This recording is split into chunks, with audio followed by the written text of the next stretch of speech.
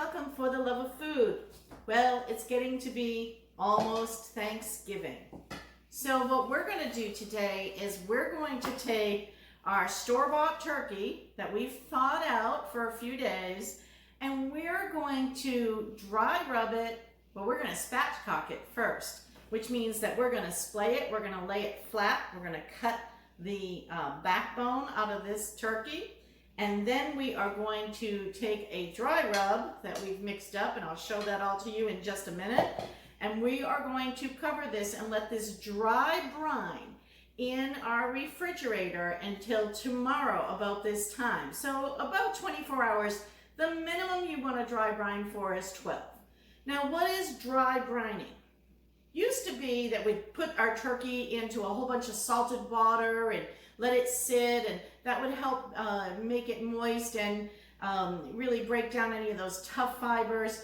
But today, if you're buying a store-bought turkey, you don't have to do that because they've already injected this with so much salt and water into it to get extra weight so they can charge more for it, that this is pretty much already wet brined.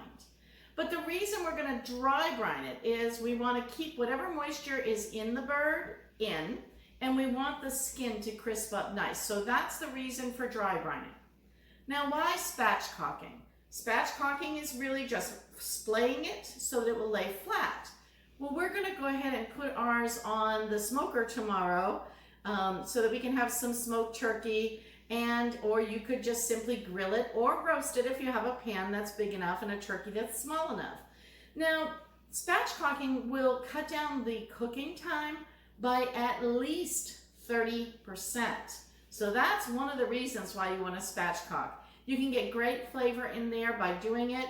It doesn't look the same as their traditional turkey, but you can make it look as beautiful as you like. All right, so the first things first. I'm going to switch cameras. I'm going to bring you over here so that you can be looking down instead of looking at me. And I'm going to show you all the things that I've already done to this turkey to get it to this point, which isn't a whole lot, but it's a few important things. So we'll be back in just a moment and switch. I want to just show you some of the things that we have done to this bird. One of the things is that the legs were tied together, and this kind of plate was in between, and this held the legs in place. We took this out. We don't need this for spatchcocking. It's okay if you cook your turkey with this in there. It's made so that it's food safe, but we don't need it, so we removed it. The other thing we removed was the bag that held the liver and the heart. And we cut off the end piece. That's what a lot of people call the turkey butt. We took that off and removed the neck. Now, I'm not going to throw these away. There's no need to throw these away. You're going to use this to make your gravy. And if you're not ready to make a gravy today, you can put them in the fridge for up to 3 days. But just know that you want to get them out of there before you work with any turkey. All right, next thing that we're going to do is we're going to dry this turkey really well. So let me get all of this out of here.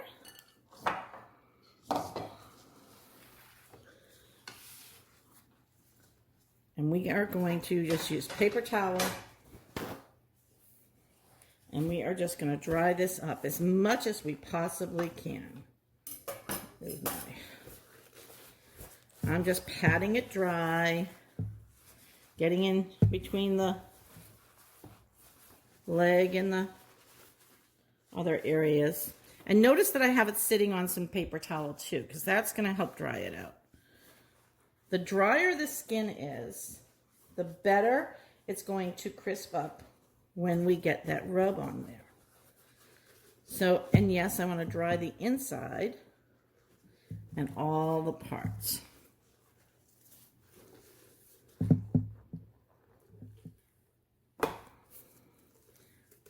This is the part right here that we're going to be cutting out.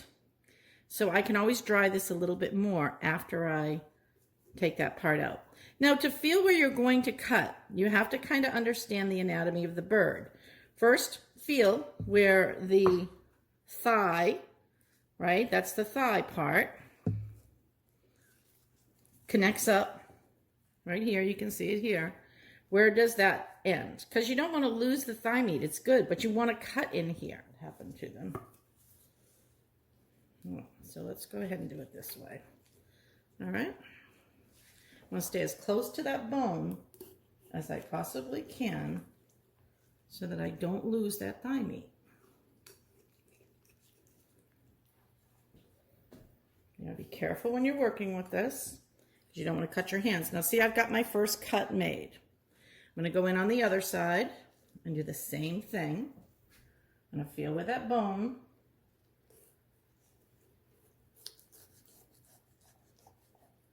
And don't feel bad. This is the part of the turkey that no one eats. We're cutting out that bony carcass. And guess what? There's a lot of things you can do with this bony carcass. All right. So I can take and just kind of bend this back to kind of see where I'm going. All right. Now what I'm going to do is I'm just going to pop back the joint just a little bit. Just to kind of, so I know where to make my cut.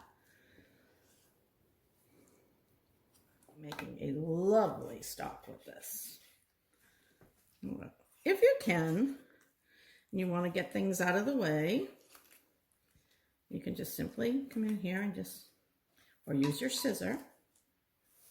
You can make some more cuts.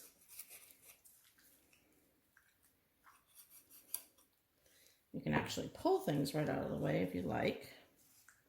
My scissor would work there now. All right, are we done? No, we're not done, okay? But we've got this much removed.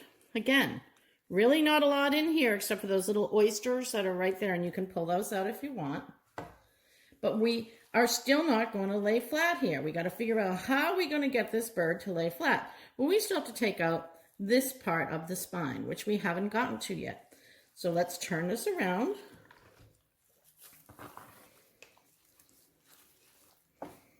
And let's come in here and make some more cuts. I'm going to go in behind those bones.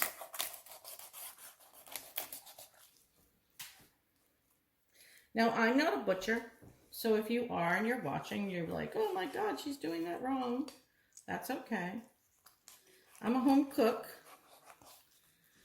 We want to show other home cooks how to do this. Make it not as intimidating. Can be done. All right, now, anytime you can pull, pull, because that's pulling bone away from meat. As you can see, we've almost got this done. I'm just going to pull it back just a little bit. There's that wishbone hanging on in there. I like to pull this bone out. That serves no purpose. There.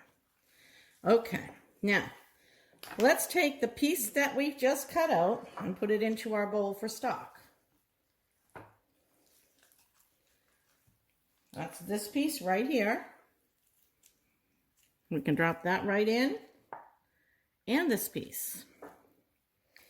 And what we're going to be left with, even that bone, is just this turkey. And we're going to splay it out on some clean, dry. So now you can see that we've got the bird pretty much splayed, but it's not laying nice and flat. And the reason for that is that the breastplate still has to open up. So what you do is you come in, you find that point where that little breast point is kind of connected there, right there in the middle, and you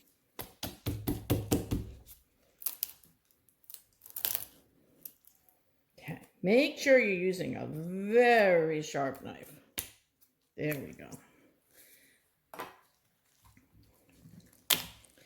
And did you hear it pop? That tells me that that's ready to lay nice and flat now.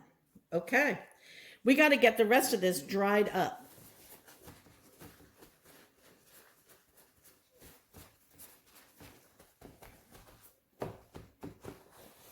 Okay.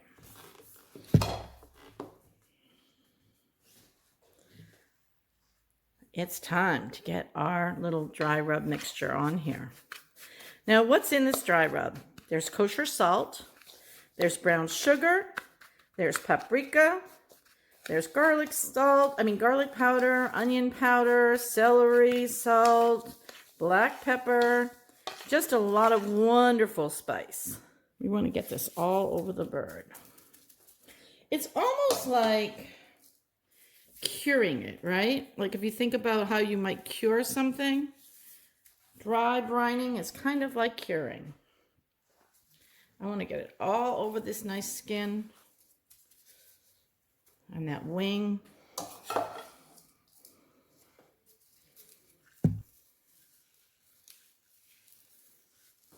Turkey wings can be delicious if they're cooked properly, not dried out like sometimes you see them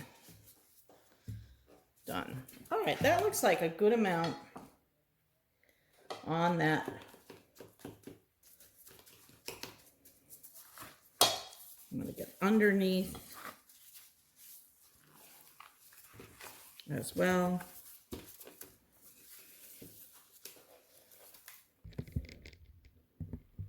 All right, this is my turkey, my spatchcock turkey, all dry brined, going into the refrigerator.